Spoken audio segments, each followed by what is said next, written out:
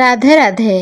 ଆଗାମୀ ଅଧ୍ୟାୟରେ ଆପଣମାନେ ସପ୍ତଚତ୍ୱାରିଂଶ ଛାନ୍ଦ ପର୍ଯ୍ୟନ୍ତ ଖୁଲଣା ସୁନ୍ଦରୀରେ ଶୁଣିଥିଲେ।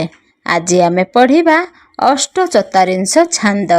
ଯଦି ଆପଣମାନଙ୍କୁ ମୋ ଚ୍ୟାନେଲ୍ ଭଲ ଲାଗୁଥାଏ ତାହେଲେ ସବସ୍କ୍ରାଇବ୍ ନିହାତି ଭାବରେ କରିବେ, ଲାଇକ୍ ଗୋଟେ କରିଦେବେ। ଆପଣଙ୍କର ଲାଇକ୍ ଆଉ ସବସ୍କ୍ରାଇବ୍ ମୋ ପାଇଁ ହେବ ଆଶୀର୍ବାଦ। ଚାଲନ୍ତୁ ଆରମ୍ଭ କରିବା। ଅଷ୍ଟଚତ୍ୱାରିଂଶ ଛାନ୍ଦ ରାଗ କଳସା। ଯହୁଁ ସୂତା ପରେ ଚାଲିଗଲା କ ସୁନ୍ଦରୀ, ଚକିତ ହୋଇଲା ଯେ ନୟନା ଦେଖି କରି। ବୋଇଲା ହୁନ୍ଦର ତୁହି ନ ଜାଣୁ କି ପରା, କାହିଁ ପାଇଁ ଘେନି ଗଲୁ ଦୁବ ସାତ କେରା। ସେହି ଦୁବ ପରେ କି ମନ୍ତ୍ର ଛୁ କରି, ହସ୍ତରେ ଘେନିଣ ତୁହି ଗଲୁ ସିନା ଚାଲି। ଆହୁରି ପରୀକ୍ଷା ଅଛି ନେବ ଇଟି ମୁହିଁ, ସେଥିରୁ ବର୍ତ୍ତିଲେ ସତୀପଣ ଜାଣିବଇ।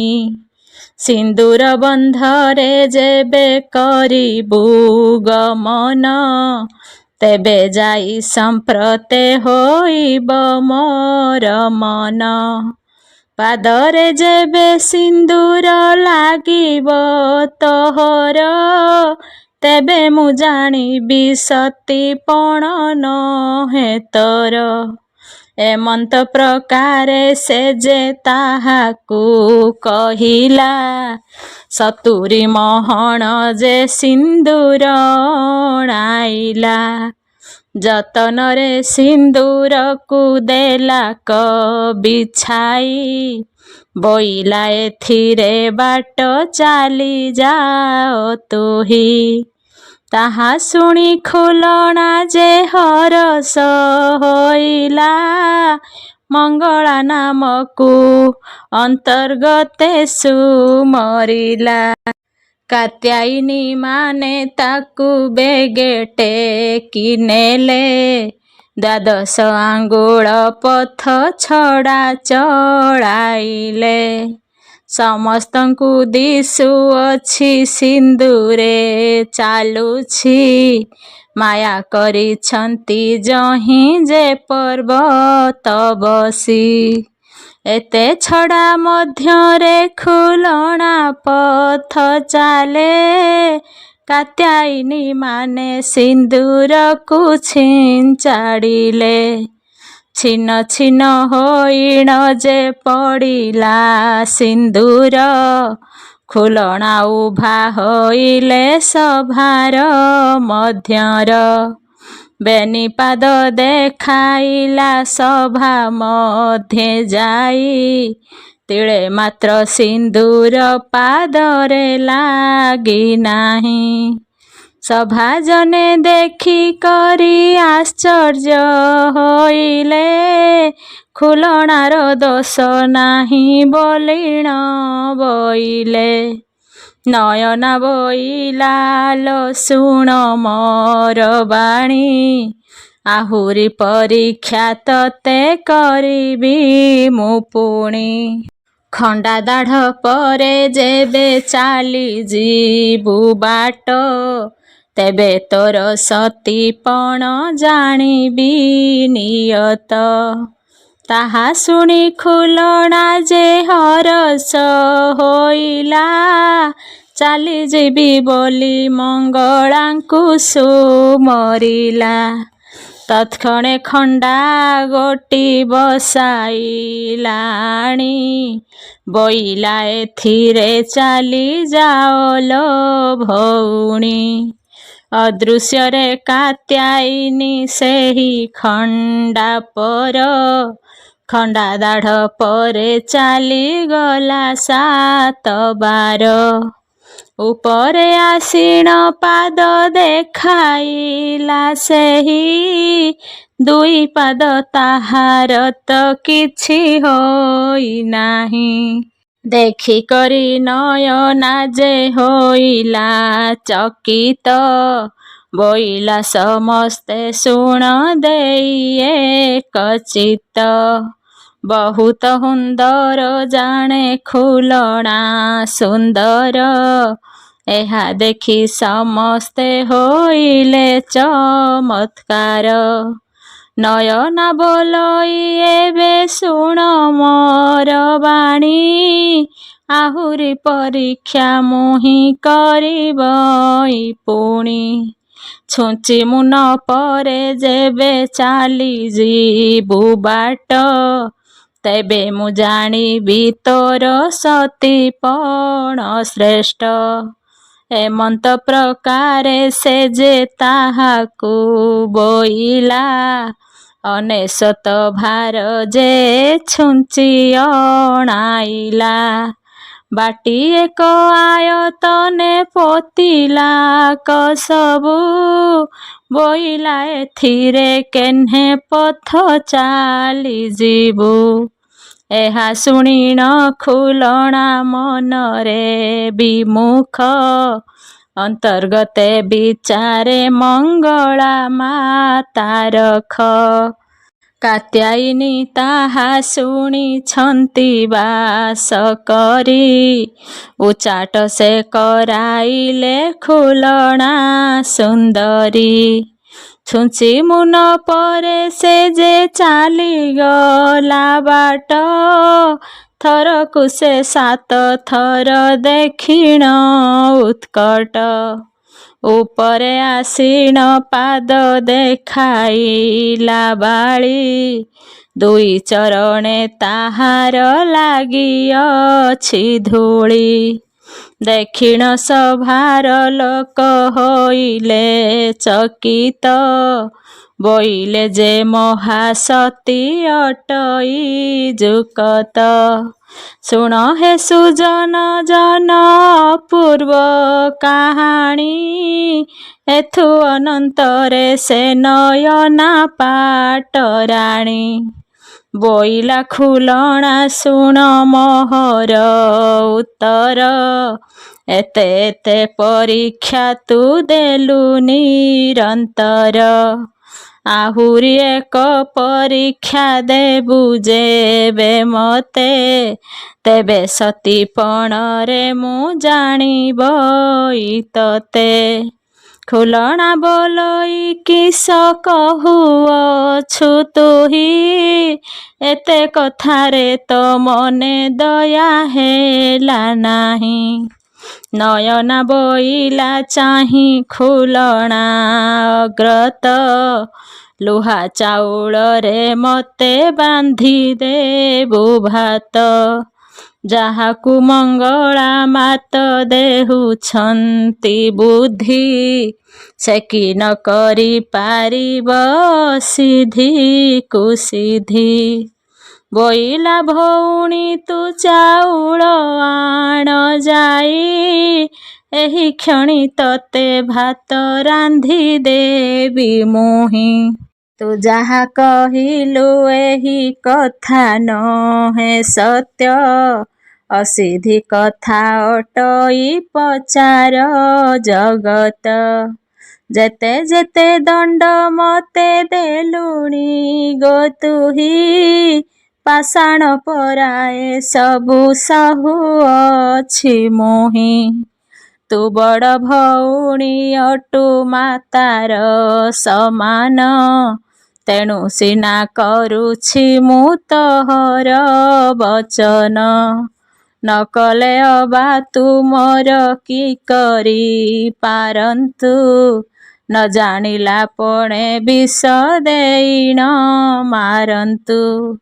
ମୁହିଁ ମନେ କଲେ ତତେ ପକାନ୍ତିଣି ମାରି, ପଶ୍ଚାତେ ଅଧର୍ମ ସିନା ହୋଇବ ମୋହରି।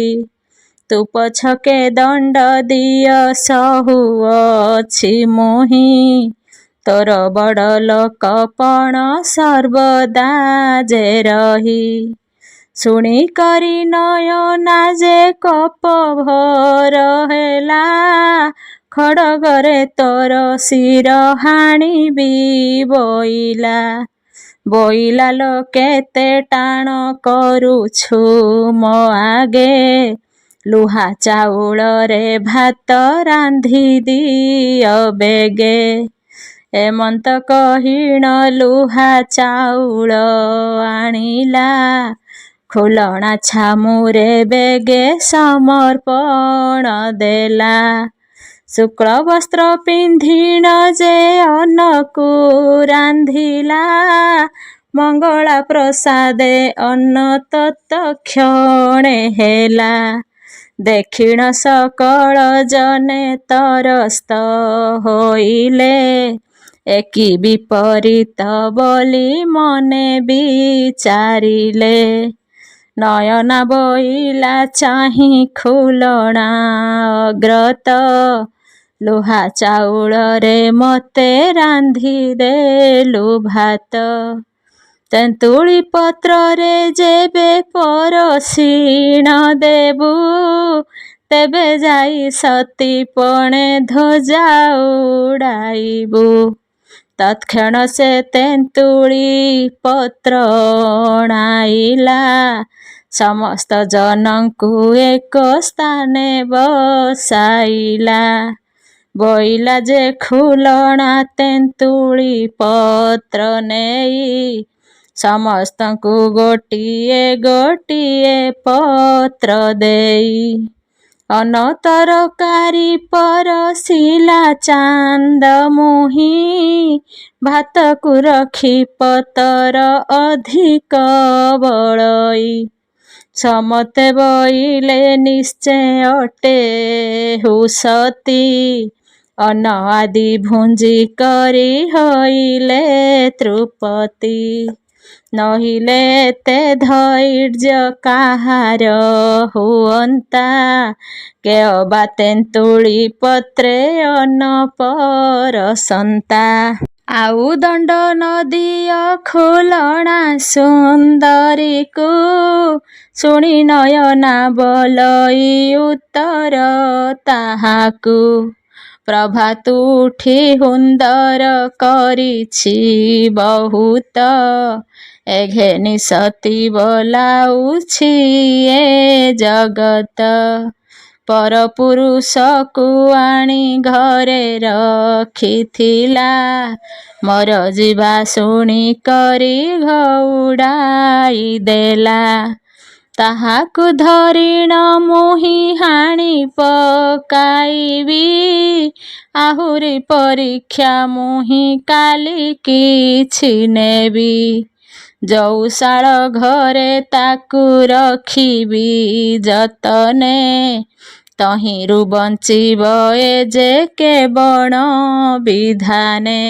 ସେଥିରୁ ବର୍ତ୍ତିଲେ ଆଉ ନ ଦଣ୍ଡିବି ତାକୁ, ସାତ ସାତ ବାର ସାକ୍ଷୀ ଦେଉଛି ଧର୍ମକୁ। ସଭାଜନେ ବୋଇଲେ ଅଟେ ବିପରୀତ, ଯଉଶାଳା ଘରେ ସେ ଯେ ବଞ୍ଚିବ କେମନ୍ତ।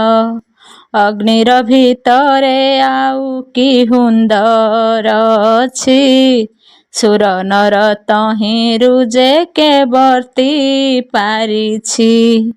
ତହିଁରେ ଯେବେ ପରୀକ୍ଷା ଦେବ ଏ ତରୁଣୀ, ତେବେ ସିନା ଜାଣିବି ତା ସତୀପଣ ପୁଣି।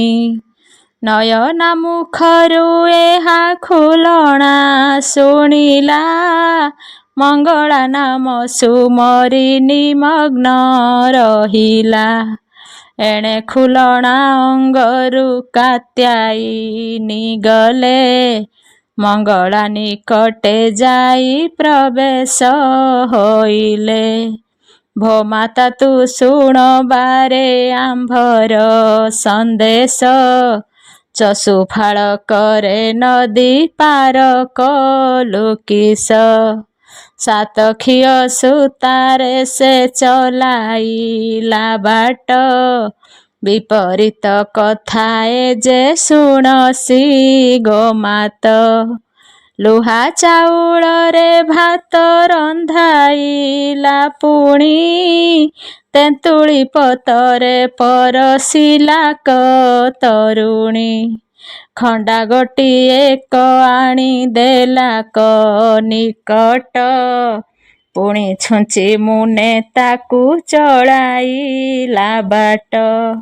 ସେ ଖଣ୍ଡା ଦାଢ଼ରେ ତାକୁ ବାଟ ଚଲାଇଲୁ ସିନ୍ଦୁର ବନ୍ଧରୁ ତାକୁ ପାର ଆମ୍ଭେ କଲୁ। ଏତେ ଦୁର୍ଗତିରୁ ଆମ୍ଭେ ତାର ଦୁଃଖ ନାଶୁ ଏବେ ସେ କହିଲା ଯୋଉ ଶାଳ ଘରେ ପଶୁ। ଦେବାସୁର ନର ହେଲେ ଯିବେ ତହିଁ ପଡ଼ି ଏକଥା ଶୁଣିଣ ଆମ୍ଭେ ଅଇଲୁ ବାହୁଡ଼ି।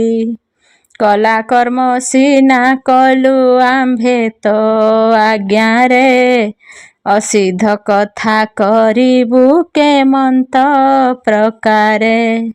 ଆମ୍ଭ ପଞ୍ଚ ପ୍ରାଣ ଯେ ତହିଁରେ ପଡ଼ିଯିବ ତୋହର ବ୍ୟତୀତ ଆନ କେହି ନ ରଖିବ। ତାହା ଶୁଣି ମଙ୍ଗଳା ଯେ ହରଷ ହୋଇଲେ ଏ ଦୁଃଖରୁ ତାହାକୁ ମୁଁ ରଖିବି ବୋଇଲେ। ଶୂନ୍ୟରେ ଥାଇ ମଙ୍ଗଳା ବୋଲନ୍ତି ବଚନ ବ୍ୟର୍ଥେ କେତେ ଖୁଲଣା କରୁଛୁ ରୋଦନ। ଏତେ ଦୁଃଖରୁ ଖୁଲଣା ରଖିଛି ଉଧରି ଏଛାର ବିପତ୍ତିରୁ କି ମୁଁ ରଖି ନ ପାରି। ମୁହିଁ ଥାଉ କାହାକୁ କିମ୍ପାଇଁ ତୋର ଡର ନିର୍ଭୟ ହୋଇଣ ତୁହି ପଶ ନଳର। ଏତେ କହି ତାର ପାଶେ ପ୍ରବେଶ ହୋଇଲେ ମୁଖରେ ଚୁମ୍ବନ ଦେଇ କୋଳେ ବସାଇଲେ।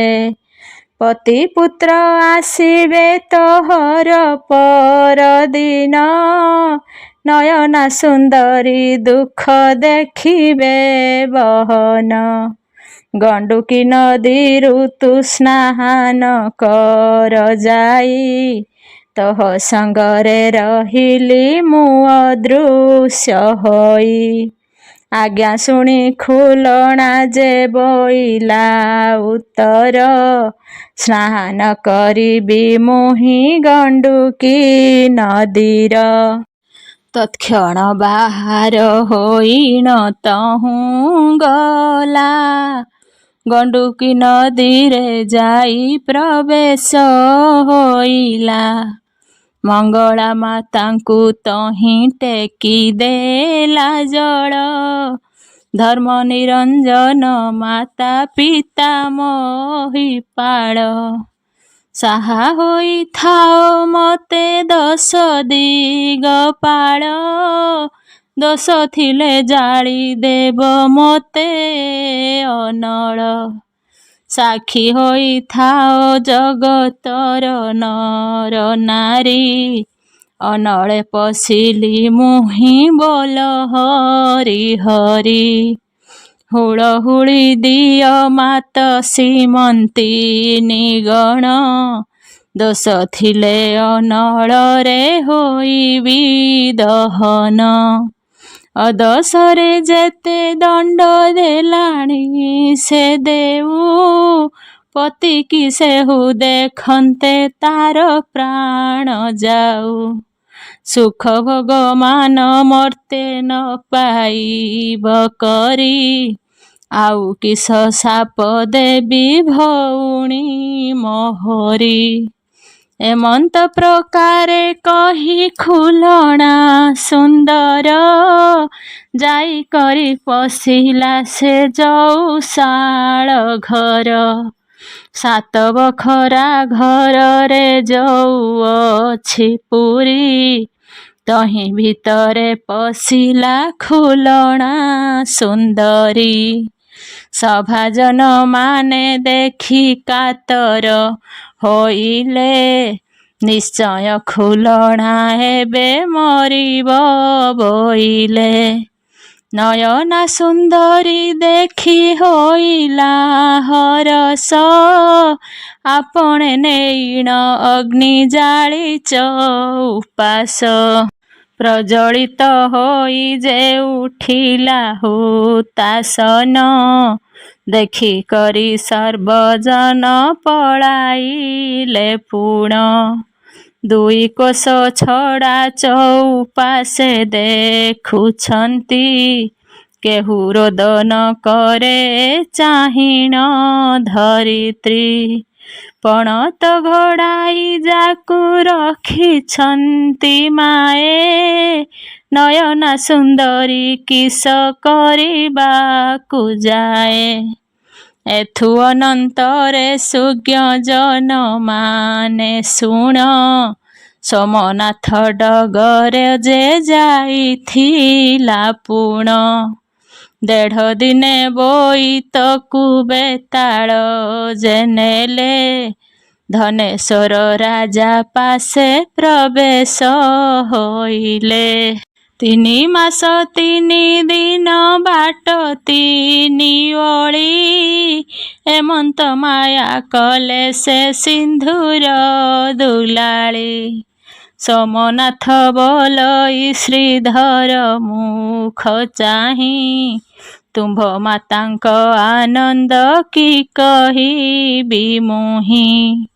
ଆଉ ତ ପୁରୁଣା ଘର ପାଖରେ ନାହାନ୍ତି, ସେ ସ୍ଥାନରେ ଅନେକ ଯେ ପଡ଼ିଲା ଦୁର୍ଗତି। ମଙ୍ଗଳା ତହୁଁ ଉଦ୍ଧାରି ଆଣିଲେ କପୁଣ, ରଜକ ତୁଠରେ ଘର କରିଛନ୍ତି ଜାଣ। ଉଆସ କରିଅଛନ୍ତି 4 ଯୋଜନର, ହସ୍ତୀ ଘୋଡ଼ା ଶୁକ ସାରି ଆବର ମୟୂର। ମଙ୍ଗଳାଙ୍କ ଦୟାରୁ ପାଇଣଛନ୍ତି ଧନ, ଦାସୀ ପରିବାରି ଯେ ପଇଲି ଆଦି ପୁଣ। ସମସ୍ତେ ଆନନ୍ଦ ହୋଇ ସେଠାରେ ଅଛନ୍ତି, ତୁମ୍ଭର ନିମନ୍ତେ ମାତା ନିତ୍ୟ ଝୁରୁଛନ୍ତି। ଆମ୍ଭଙ୍କୁ ଦେଖିଣ ମାତା ଆନନ୍ଦ ହୋଇଲେ, ତୁମ୍ଭର କୁଶଳ ସେହୁ ସକଳ ପୁଛିଲେ। ସକଳ ବୃତ୍ତାନ୍ତ ତାଙ୍କୁ ମୁହିଁ କହିଲଇଁ, ଶାଢ଼ୀ ସୁନା ବଳା ମୋତେ ଆଣିଦେଲେ ସେହି। ମଙ୍ଗଳା ଆସି ମୋତେ ବିଦା କଲେ ବହନେ, 3 ମାସ ପଥକୁ ଆସିଲି 3 ଦିନେ। ହରସରେ ମୋତେ ସେହି ବିଦା କରିଦେଲେ, ନନ୍ଦନକୁ ଘେନି ଆସ ମୋତେ ସେ ବୋଇଲେ। ତାହା ଶୁଣି ଶ୍ରୀଧର ଯେ ମନରେ ଆନନ୍ଦ, ମୁଖ ବିକାଶଇ ଯେହ୍ନେ ପୂର୍ଣ୍ଣିମାର ଚାନ୍ଦ। ସୁଦର୍ଶନ ରାଜା ପାଶେ ଶ୍ରୀଧର ଚଳିଲା, ମେଲାଣି ଦିଅ ପୁରକୁ ଯିବଇଁ ବୋଇଲା। ତାହା ଶୁଣି ସୁଦର୍ଶନ ହରସ ହୋଇଲା, ତହୁଁ ଯାଇ ରାଜା ରାଣୀ ପାଖରେ କହିଲା। ଜାମାତା କହିଛି ଯେ ପୁରକୁ ଯିବା ପାଇଁ, ବିଦା କରି ଦେବା କି ନ ଦେବା କହ ତୁହି। ପାଟରାଣୀ ବୋଲେ ସ୍ୱାମୀ ଶୁଣ ମୋ ଉତ୍ତର, ପୁରକୁ ଯାଆନ୍ତୁ ଝିଅ ଜୋଇଁ ବିଦା କର। ତାହା ଶୁଣି ସୁଦର୍ଶନ ଆନନ୍ଦ ହୋଇଲା, ଧନେଶ୍ୱରକୁ ବହୁତ ବିନୟୀ ହୋଇଲା। ଦୁହିତା ସ୍ୱଭାବେ ମୋର ଅଟଇ ବାଳୁତ, ଦୋଷ ତାର କ୍ଷମା କରୁଥିବ ନରନାଥ। ଆଜହୁଁ ବିରୂପା ଦେଶ ଅଟଇ ତୁମ୍ଭର, ମତେ କିଞ୍ଚିତରେ ଦୟା କର ନୃପବର। ତାହା ଶୁଣି ଧନେଶ୍ୱର ଆନନ୍ଦ ହୋଇଲେ, ସୁଦର୍ଶନ ରାଜାଙ୍କୁ ସେ ଅନୁମତି ଦେଲେ। ଏଥୁ ଅନନ୍ତରେ ତୁମ୍ଭେ ଶୁଣ ସୁଜ୍ଞାନର, ଧନେଶ୍ୱରକୁ ମେଲାଣି ଦେଲେ ନୃପବର।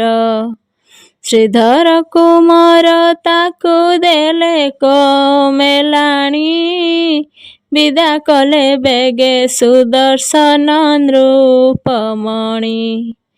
ଯେତେବେଳେ ଶ୍ରୀଧର ମନରେ ପଡ଼ିଲା, ମଙ୍ଗଳା ମାତା ମହର କେଉଁ ଆଡ଼େ ଗଲା।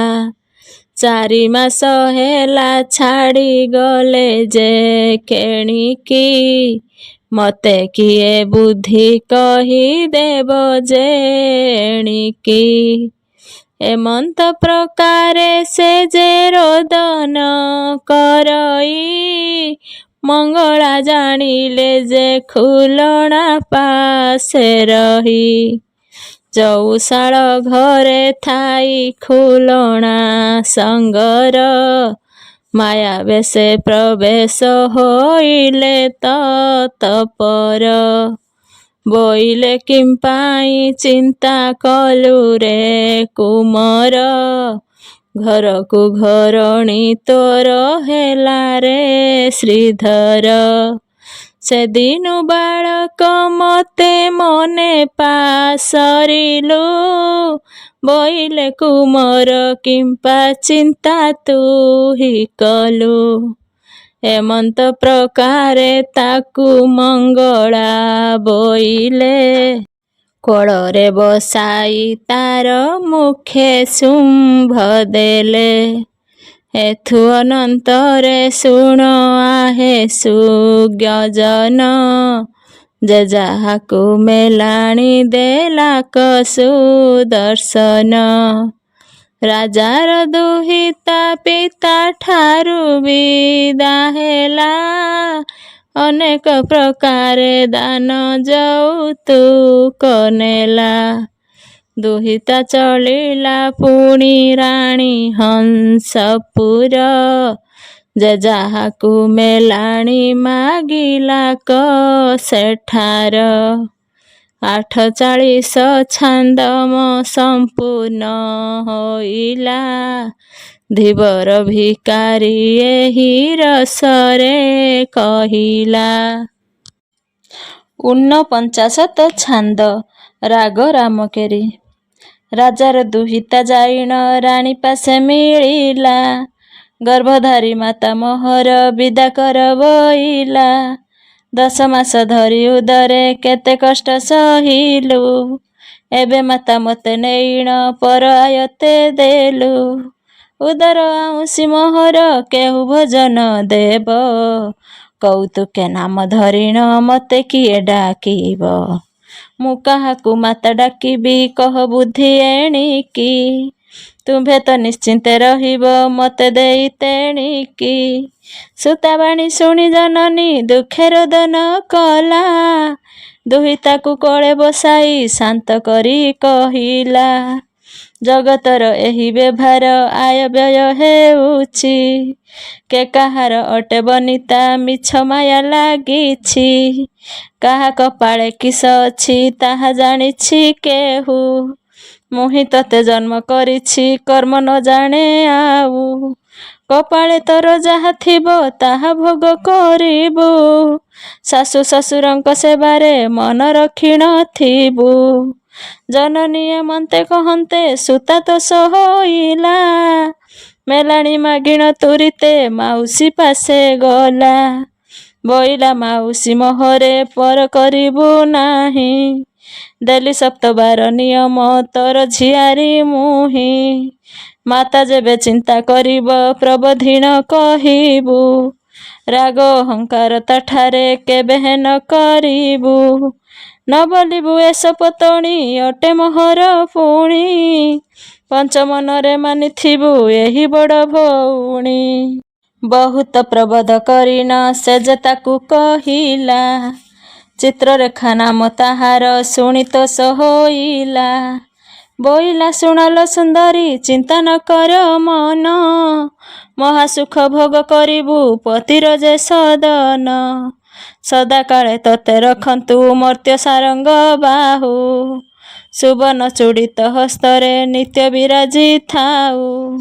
ବିଧବା ଯୋଗେ ତୁ ନ ପାଅ ସାତ ନନ୍ଦନ, ତତେ କଲ୍ୟାଣ କରୁଛି ଯାଅ ନିଜ ଭୁବନ।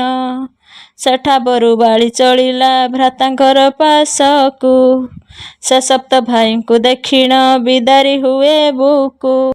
ପରପରାୟନ କରିବ ଆହେ ଶପଥ ଭାଇ, ବରଷେ 6 ମାସେ ତୁମ୍ଭେ ତ ଦେଖା କରିବ ଯାଇ। ଭଗ୍ନୀ ବାଣୀ ଶୁଣି ସେମାନେ ବୋଧ କରି କହିଲେ, ବିଅର୍ଥେ ରୋଦନ ନ କର ସେ ଯେ ମାକୁ ବଇଲେ। କେ କାହାର ଅଟେ ଭଉଣୀ କେ କାହାର ତ ଭାଇ, ମାତା ପିତା ଦୂର କରିବେ ଏହା କରିଛି ବିହି। ଆପଣା ସଙ୍ଗକୁ ଆପଣା କାନ୍ତ ହୋଇବ ଯେତେ, ଭାଇ ବନ୍ଧୁ ଇଷ୍ଟ କୁଟୁମ୍ବ କାହୁଁ ହୋଇବେ ତେତେ। ଏମନ୍ତ ପ୍ରକାରେ ତାହାର ସପ୍ତ ଭାଇ କହିଲେ, ସେହି ସଙ୍ଗାତକୁ ଡକାଇ ରାଜନନ୍ଦିନୀ ବୋଲେ। କାହା ସଙ୍ଗତରେ ଖେଳିବ ଚଉସାର ଏଣିକି, ତୁମ୍ଭେ ନିଶ୍ଚିନ୍ତରେ ରହିବ ମତେ ଦେଇ ତେଣିକି। ପଡ଼ିଥିବି ତୁମ୍ଭେ ମନରେ ଆମ୍ବୁ ଗଳା ମଳି, ଯାଉଛି ଶ୍ୱଶୁର ଘରକୁ ମତେ ନ ଦେବ ଗାଳି। ଏ ବଚନ ଶୁଣି ସେମାନେ ଦୁଃଖେ ରୋଦନ କଲେ, ସର୍ବସଖୀ ମାନେ ମିଳିଣ ଯେମା କର ଧଇଲେ। ଏତେ ଦିନେ ତୁମ୍ଭ ଆମ୍ଭର ସଙ୍ଗ ହୋଇଲା ଭିନ୍ନ, ତୁମ୍ଭଙ୍କୁ କେମନ୍ତେ ମୁରୁଛି ଆମ୍ଭେ ସାରିବୁ ଦିନ। ଯିବା କଥା ଶୁଣି ହୃଦୟ ଫାଟିଯାଏ ଆମ୍ଭର, ପାଶର ନ ଯିବ ମନରୁ ଯେତେ କଥା ତୁମ୍ଭର। ଏମନ୍ତେ ସେମାନେ କହନ୍ତେ ଯେମା ରୋଦନ ସାରି, ମେଲାଣି ମାଗିଣ ସେଠାରୁ ଯେମା ଗାଧୋଇ କରି। ଅନ୍ନ ଭୁଞ୍ଜି ପଡ଼ିଶାଙ୍କୁ ସେ କହେ ବିନୟ ଭାବେ, ଏବେ ଯେ ଘେନିଣ କାହାକୁ ଆଉ ଗାଧୋଇ ଯିବେ। ସଙ୍ଗ ସହଚରୀ ମାନଙ୍କୁ ଏହି ରୂପେ କହିଲା, ଆଜହୁଁ ମୁଁ ପର ହୋଇଲି ଯେମା ଦୁଃଖେ ବୋଇଲା। ତାହା ଶୁଣି ସର୍ବେ ବୋଇଲେ କିମ୍ପା କରୁ ରୋଦନ, ତୁହି ଅଟୁ ରାଜକୁମାରୀ ପତି ରାଜନନ୍ଦନ। କେଉଁ କଥା ଊଣା ହୋଇବ ତୋର ରାଜ୍ୟରେ ତତେ, ସର୍ବସୁଖ ସିରି ପାଇବୁ ସର୍ବମଙ୍ଗଳା ହିତେ। ଆମ୍ଭେ ତ ତତେ ମରୁଛିବୁ ଆରେ ପ୍ରାଣର ସଖୀ, 2-4 ମାସେ ଯାଇଣ ତତେ ଆସିବୁ ଦେଖି। ତୁହି ରଜବତୀ ହୋଇବୁ ଜାଣ ଶ୍ୱଶୁର ଘରେ, ଅନ୍ୟ ପୁରୁଷେ ନ ଚାହିଁବୁ ତୁହି କୁଳଶୀଳରେ। ସହଚରୀ ମାନେ ବୋଧନ୍ତେ ବୋଧ ହେଲା ସୁନ୍ଦରୀ, ସର୍ବରାଣୀ ମାନେ ଆସିଣ ନେଲେ ଭିତର ପୁରୀ। ଭୋଜନ ନିମନ୍ତେ ଦେଲେ ସେ ତାକୁ ଉତ୍ତମ ଦ୍ରବ୍ୟ, ପିଠାପଣା ଗୁଡ଼ ନବାତ ପୁରୀ କାକରା ସର୍ବ। ରାଜା ଘରେ କିସ ଅପୂର୍ବ ଯେମା ଭୋଜନ କଲା, ଆଚମନ ସାରି ତୁରିତେ ବେଶ ହେବାକୁ ଗଲା। ସହଚରୀ ମାନେ ଯାଇଣ ତାକୁ କଲେ ସୁବେଶ, କେଶ ବାନ୍ଧି ଦେଲେ ସୁନ୍ଦର ମୁନି ହୋଇବେ ତୋଷ। ଆଉ ଇତ୍ୟାଦି ବେଶ ଯେତେ ଲକ୍ଷେ ନାହିଁ ଉପମା, ଶରଦ କାଳରେ କି ଜାଣି ଡୁଇଁ ଆସେ ଚନ୍ଦ୍ରମା। ପିନ୍ଧାଇଲେ ଝିନ ବସନ ତାର ଦେହକୁ ସାଜେ, ନାନା ଅଳଙ୍କାର ତାହାର ହୃଦୟକୁ ବିରାଜେ। ବେଶ ହୋଇଣ ଶୁଭ କେଶୀ ତହୁଁ ଗମନ କଲେ, ପିତାମାତାଙ୍କ ଚରଣେ ଯାଇ ଓଳଗି ହେଲେ। ଶ୍ରେଷ୍ଠ ଶ୍ରେଷ୍ଠ ଯେତେ ଅଛନ୍ତି ସବୁଙ୍କୁ ହିଁ ଓଳଗି, ସାନ ସାନ ଯେତେ ଅଛନ୍ତି ତାଙ୍କୁ ମେଲାଣି ମାଗି। ବାହାର ହୋଇଲେ ଅବଳା ଏତେ ତାର ଭବନ, କହଇ ଧୀବର ଭିକାରୀ ଶୁଣ ହେ ସୁଜ୍ଞଜନ। ପଞ୍ଚାଶତ ଛାନ୍ଦ ରାଗ କଳସା। ସମସ୍ତଙ୍କୁ ମେଲାଣି ମାଗିଣ ରୂପବତୀ, ହାନ୍ଦଳା ଭିତରେ ଯାଇ ବସିଲା ତଡ଼ତି। ହୁଳହୁଳି ଦେଲେ ଅନ୍ତପୁର ନାରୀଗଣ, ଶଙ୍ଖ ଭେରି ମୃଦଙ୍ଗ ବଜାଇ ଘନ ଘନ। 7,95,କୋଟି ସୈନ୍ୟ ଅଛନ୍ତି, ମୁଖର ଶବଦରେ କମ୍ପେ ବସୁମତୀ। ପ୍ରବେଶ ହୋଇଲେ ଯାଇ ସମୁଦ୍ର ତୀରରେ, ବୋଇତ ଛାଡ଼ିଣ ଦେଲେ ଦରିଆ ଭିତରେ। ଧୂମାନ୍ତ ଦେଶର ରାଜା ପାଶେ ହେଲା ଭେଟ, ରାଜା ଦେଖି ତରସ୍ତ ହୋଇଲେ ଏତେ ଥାଟ। କାଳୀଙ୍କୁ ସେଠାରେ ରଖିଥିଲା ଶ୍ରୀଧର, ରାଜାଙ୍କୁ କହିଣ ଘେନି ଅଇଲା ସଙ୍ଗର। ଧନ୍ୟ ସେ ମଙ୍ଗଳା ମାତା ତାହାଙ୍କ ପ୍ରସନ୍ନେ, 3 ମାସ ପଥକୁ ଅଇଲେ 3 ଦିନେ। ଘାଗରା ଦେଶରେ ଯାଇ ପ୍ରବେଶ ହୋଇଲେ, ମୁଖରାବ ଶବଦରେ ଅବନୀ କମ୍ପିଲେ। ବାର୍ତ୍ତା ପାଇ ଲୋକେ ଧାଇଁଛନ୍ତି ଦେଖିବାକୁ, କେବଳ ଇ ଧନେଶ୍ୱର ଅଇଲା ଘରକୁ। କେବଳ ଇ ପୁତ୍ର ବିଭା ହୋଇଲାଣି ତାର, କେବଳ ଇ କନ୍ୟା ଘେନି ଆସିଛି ସଙ୍ଗର। କେବଳ ଇ ଖୁଲଣାକୁ ମାରି ପକାଇଲା, ନନ୍ଦନ ସୁଲଭ ସେ ଯେ ଦେଖି ନ ପାରିଲା।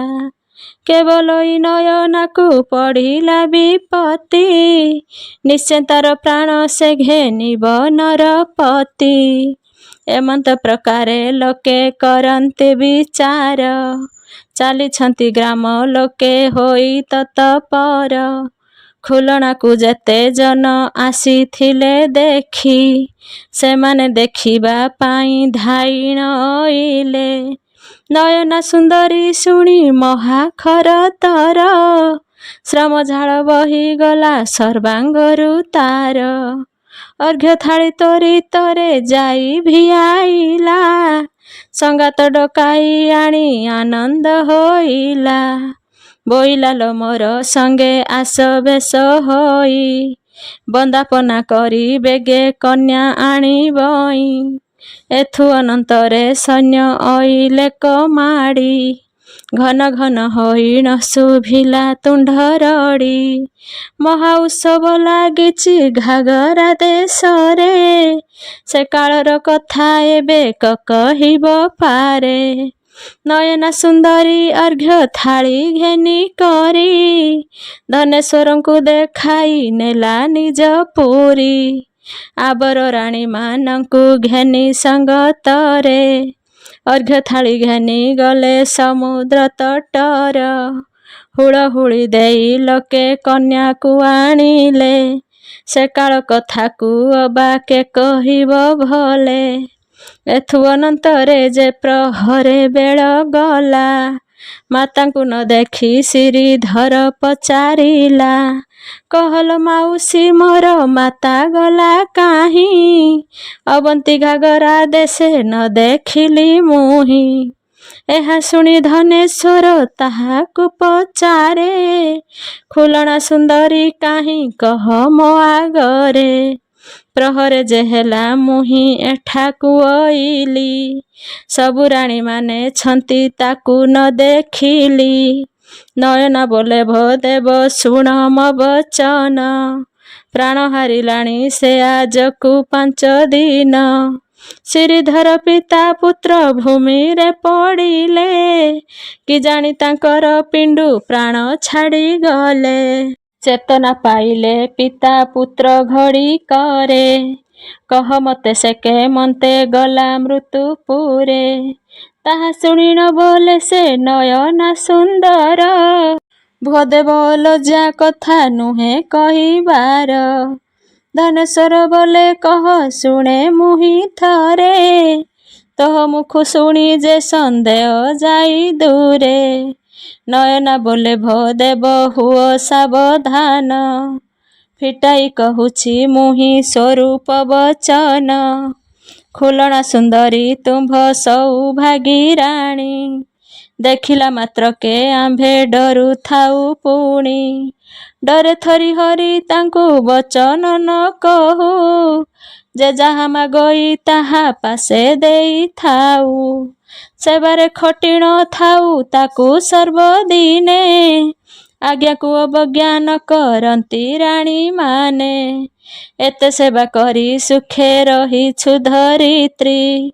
ତେବେ ତାର ପର ପୁରୁଷର ସଙ୍ଗେ ପ୍ରୀତି। ବେଳ ପ୍ରହରକ ଯାଏ ଶୋଇଥାଏ ଘରେ। ବିହାର କରଇ ସେ ଯେ ପର ପୁରୁଷରେ। ଜଗତରେ ସମସ୍ତେ ବୋଇଲେ ଧିକ ଧିକ। ସୂର୍ଯ୍ୟବଂଶ କୂଳରେ ଯେ ଲାଗିଲା କଳଙ୍କ। ଏହା ଦେଖି ଧୈର୍ଯ୍ୟ ଧରି ନ ପାରିଲି। ମନ୍ତ୍ରୀ କି ପଚାରି ସେ ପୁରୁଷ ପ୍ରାଣ ନେଲି। ଘଉଡ଼ାଇ ନ ଦେଲି କଳଙ୍କ ହେବା ପାଇଁ। ତାହା ଦେଖି ଅନଳ ଲଗାଇ ପଡ଼ିଲଇଁ। ଶୁଣି ପିତା ପୁତ୍ର ବହୁ ରୋଦନ ଯେ କଲେ। କାହିଁରେ ଦହନ କଲୁ ଦେଖାଅ ବୋଇଲେ। ଶୁଣି କରି ନୟନା ସେ ବେଗେ ଘେନି ଗଲା। ଧନେଶ୍ୱର ଶ୍ରୀଧରକୁ ବେଗେ ଦେଖାଇଲା। ଗ୍ରାମ ଲୋକେ ଦେଖିବାକୁ ଧାଇଣ ପାର। ସବୁ ସୈନ୍ୟମାନେ ଗୋଡ଼ାଇଲେ ସଙ୍ଗତର। ପ୍ରଜ୍ୱଳିତ ଅଗ୍ନି ପାଶେ ପ୍ରବେଶ ହୋଇଲେ। ଦେଖିକରି ତରସ୍ତରେ ଯାଇ ନ ପାରିଲେ। 5 ଦିନ 5 ରାତ୍ର ଜଳିଲାଣି ସେହି। କିଞ୍ଚିତ ପ୍ରମାଣେ ଯେ ଅନଳ ଲିଭି ନାହିଁ। ଧନେଶ୍ୱର ପିତା ପୁତ୍ର ମୋହରେ ପଡ଼ିଲେ। ନ ଜାଣିଲା ଲୋକେ କିସ ବୋଲି ପଚାରିଲେ। ଜାଣିଥିଲା ଲୋକେ ତାକୁ ବୁଝାଇ କହଇ। କାହିଁ ପାଇଁ ନୟନା ଯେ ଏମନ୍ତ କରଇ। ଏମନ୍ତ ସେ ଲୋକେ ନୟନାକୁ ଗାଳି ଦିଅନ୍ତି। ଧନେଶ୍ୱର ପିତା ପୁତ୍ର ଆକୁଳେ କାନ୍ଦନ୍ତି। ତାହାଙ୍କର ଧନ ଦେଖି ସମସ୍ତେ କାନ୍ଦନ୍ତି। ପରଜାମାନେ ଯେତେକ ଆକୁଳ ହୁଅନ୍ତି।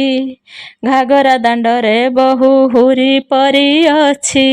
କି ଜାଣି ପ୍ରଳୟ କାଳେ ସିନ୍ଧୁ ଗରଜୁଛି। ଏମନ୍ତ ପ୍ରକାରେ ସେ ଯେ ନୟନା ସୁନ୍ଦରୀ। କବାଟ କିଳିଣ ସେହୁ ପଶିଲା ଗମ୍ଭୀରି। ଧନେଶ୍ୱର ରୋଦନ ଯେ କେ ପାରିବ କହି। ଶ୍ରୀଧର କୁମର ପଡ଼ି ଭୂମିରେ ଲଟଇ। ଆରେ ମନ୍ଦ ଦଇବରେ ଏଡ଼େ ତୁ ଦାରୁଣ।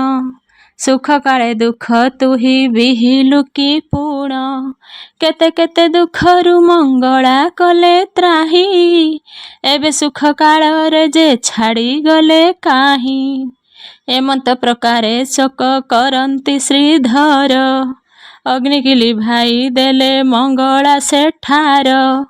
ଜଗତ ଜନ ଦେଖିଣ ତରସ୍ତ ହୋଇଲେ। କିମ୍ପାଇଁ ଅଗ୍ନି ଲିଭିଲା କହ ମନ୍ତ୍ରୀ ଭଲେ। ବାଳୁତ ଶ୍ରୀଧର ତହୁଁ ଚାହିଣ ଯେ ଦେଲେ। ଅଗ୍ନି ଭିତରେ ମଙ୍ଗଳା ମାତାଙ୍କୁ ଦେଖିଲେ। ମଙ୍ଗଳାଙ୍କ କୋଳରେ ଯେ ଦେଖିଲେ ମାତାଙ୍କୁ। ତତ୍କ୍ଷଣେ ଡେଇଁ ଗଲେ ଅଗ୍ନି ଭିତରକୁ। ମାତା ପୁତ୍ର 2 ଜଣଙ୍କୁ କୋଳରେ ବସାଇ। ଅଗ୍ନିରୁ ବାହାର ହେଲେ ସେ ମଙ୍ଗଳା ମାଇ। ଏଥୁ ଅନ୍ତେ ଖୁଲଣା ଯେ କୋଳରୁ ବାହାରି। ସଧିରେ ସଧିରେ ସେହୁ ଗମନ ଯେ କରି। ଶ୍ରୀଧର ପିତା ପୁତ୍ର ଆନନ୍ଦ ହୋଇଲେ। ହରି ହରି ଶବଦରେ ପୃଥ୍ୱୀ କମ୍ପାଇଲେ। ଧନ୍ୟ ଧନ୍ୟ ସତୀ ବୋଲି ବୋଲନ୍ତି ସଂସାର। ମହା ଉତ୍ସବ ହୋଇଲା ଘାଗରା ଦେଶର। ଏଥୁ ଅନ୍ତେ ଶ୍ରୀଧର ମନରେ ପଡ଼ିଲା। କହ ମନ୍ତ୍ରୀ ମାଉସୀ ମୋହର କେଣେ ଗଲା। କେମନ୍ତ ପ୍ରକାରେ ଅପବାଦ ଦେଇ ତାକୁ। ପରପୁରୁଷରେ ରତ କଲେ ମୋ ମାତାକୁ। ଏହା ଶୁଣି ମନ୍ତ୍ରୀ ବର କହଇ ବଚନ। ଶୁଣୁଥାଏ ଶ୍ରୀଧର ହୋଇ ଏକ ମନ। ନୟନା ସୁନ୍ଦରୀ ଏଇଠାରେ ଦେଖୁଥିଲା। ମନେ କି ବିଚାରି ଏଥୁ ପଳାଇଣ ଗଲା। ତାହା ଶୁଣି ଶ୍ରୀଧର କପ ମୂର୍ତ୍ତି ହୋଇ ସତ୍ୟ କରି କହୁଅଛି ନିଶ୍ଚୟ ମାରିବଇ। ଶୁଣ ଶୁଣ ସୁଜ୍ଞ ଜନେ ଦେଇ ଏକ ଚିତ୍ତ, ଏଥୁ ଅନନ୍ତରେ ଯେତେ ହୋଇଲା ଚରିତ। ଯେମନ୍ତ ପ୍ରକାର ଗଲେ ଆପଣା ମନ୍ଦିର, ତାହା ସତ୍ୟ ମୁଁ କହିବି ଶୁଣ ସୁଜ୍ଞନର। ଅର୍ଘ୍ୟ ଥାଳି ଗୋଟିଏ ହସ୍ତରେ ଧରି କରି, ସଧିରେ ଗମନ କଲେ ଖୁଲଣା ସୁନ୍ଦରୀ। ବସନରୁ ପାଣି ତାର ବହି ପଡ଼ୁଅଛି, ଶତ ଗୁଣ ତାର ତେଜ ଦିଶୁଅଛି। ଦେଖଣା ହାରିଏ ଦେଖି ହେଲେ ଚମତ୍କାର, ଏହିପରି ସତୀ କେହି ନାହିଁ ବ୍ରହ୍ମାଣ୍ଡର। ଅର୍ଘ୍ୟ ଥାଳି ନେଇଣ କାନ୍ତକୁ ଦେଖାଇଲା, ଅବନ୍ତୀ ନଗର ବୋଲି ତାର ନାମ ଦେଲା। ଯହୁ ଖୁଲଣା ସୁନ୍ଦରୀ ପୁତ୍ରକୁ ପାଇଲା, ପତିକି ଦେଖିଣ ମହା ହରଷ ହୋଇଲା। ବହୁକୁ ନେଇଣ ଅର୍ଘ୍ୟ ବନ୍ଦାପନା କରି, ଆନନ୍ଦ ହୋଇଣ ଯେ ରହିଲା ନିଜ ପୁରୀ। ପଞ୍ଚାଶତ ଛାନ୍ଦଟିକୁ ଏଠି ଶେଷ କଲି, ପଶ୍ଚାତରେ ନ ବୋଲିବ ଏହୁ ମିଛ ବୋଲି। ଧୀବର ଭିକାରୀ ଦୋଷ ନ ଧରିବ ମନେ, ହରିବୋଲ ହୁଳହୁଳି ଦିଅ ସର୍ବଜନେ। ଧୂପ ଦୀପ ନଈ ବିଦ୍ୟ ମଙ୍ଗଳାଙ୍କୁ ଦେବ, କାପୁଣ୍ୟ ହୋଇଣ ଦୁଃଖ ଛାମୁରେ କହିବ। କହଇ ଭିକାରୀ ମତେ ରଖ ଗ ମଙ୍ଗଳା, ଅଭୟ ଦାୟିନୀ ମାଗ କଣ୍ଠେ କର ଖେଳା। 51 ଛାନ୍ଦ ରାଗ ରାମକେରି। ବନ୍ଦଇ ମଙ୍ଗଳା ମାଗ ଦୁରିତ ନାଶିନୀ, ସର୍ବସୁଲକ୍ଷଣୀ ମାତ ଶ୍ରୀହରି ଭାବିନୀ। ଅଶେଷ ମାୟା ତୋହର ଅନ୍ତ କରି ନୋହେ, ଚତୁର ମୁଖରେ ବ୍ରହ୍ମା ତୋ ନାମକୁ କହେ। ତୁ ଯାକୁ ଅଳପ ଦୟା କରୁ ମହାମାଇ, ମୁଖ ହୋଇଥିଲେ ଶେଷ ଭାରେ ବସେ ହୋ ଯାଇ। ତୋହର କିଞ୍ଚିତ ଦୟା ନୁହେଁ ଯାହା ଠାରେ, ପଣ୍ଡିତ ହୋଇଲେ ସରି ନୁହେଁ ମୁରୁଖରେ। ମୁତର ପ୍ରସନ୍ନେ ଚାରି ପାଳି କଲି ଗୀତ, ଏବେ ଆସ ବସ ମାତ ମୋ କଣ୍ଠେ ତ୍ୱରିତ। ପାଞ୍ଚ ପାଳି ଛାନ୍ଦ କରିବାକୁ ମୋର ମନ, ଶୈଳ ନନ୍ଦିନୀ ମତେ ହୁଅ ତୁ ପ୍ରସନ୍ନ। ଧନେଶ୍ୱର ଶ୍ରୀଧର ରାଜେ ପ୍ରବେଶିଲେ, ଅନଳ ଭିତରେ ଖୁଲଣାକୁ ସେ ପାଇଲେ। ପୁତ୍ରବଧୂ ପାଇଣ ସେ ଆନନ୍ଦ ହୋଇଲେ, ଏଥୁ ଅନନ୍ତରେ ତହିଁ କେତେ କୃତ୍ୟ କଲେ। ତାହା ମତେ କିଞ୍ଚିତ କହିବ ଠାକୁରାଣୀ, ଜନ କହିତେ ମୁହିଁ ଲେଖିବଇ ପୁଣି। ଯେତେ ଯେତେ କଥା ହେଲା ଘାଗରା ଦେଶର, କହୁଅଛି ଏକ ମନେ ଶୁଣ ସୁଜ୍ଞନର। ପାଞ୍ଚ ପାଳି କଥା ଏ ଯେ ଅପୂର୍ବ କାହାଣୀ, ପଦେ ପଦେ ଅଟଇ ଅମୃତ ରସ ବାଣୀ। କନେ ଯେ ଶୁଣିବ ତା ଦୁରିତ ଜୀବ ନାଶ, ସୁଜ୍ଞଜନ ମାନେ ଯେ ମଙ୍ଗଳା ନାମ ଘୋଷ।